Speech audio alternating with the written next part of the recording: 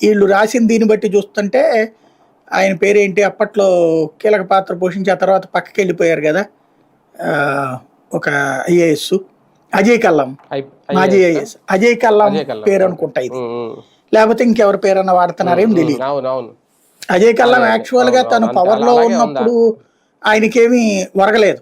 అప్పుడు ఆయన అదే సాంతం సైడ్ లో ఏం చేశారు, ఆయన పవర్ లోకి రాకముందు ఆయన మీటింగ్లు పెట్టడం ఇవి జరిగినాయి.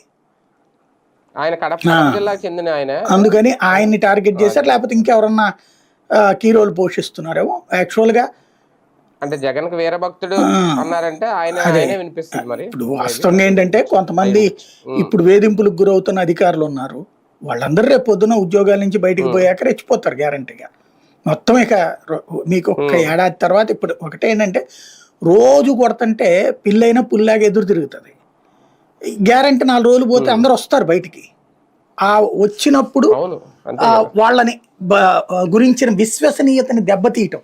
ఇక్కడ ఏంటంటే ప్రపంచంలో జర్నలిజం అంటే ఏమాత్రం విశ్వసనీయత లేని ఆంధ్రజ్యోతి, జర్నలిజం అనే పదానికే ద్రోహం చేసినటువంటి ఆంధ్రజ్యోతి.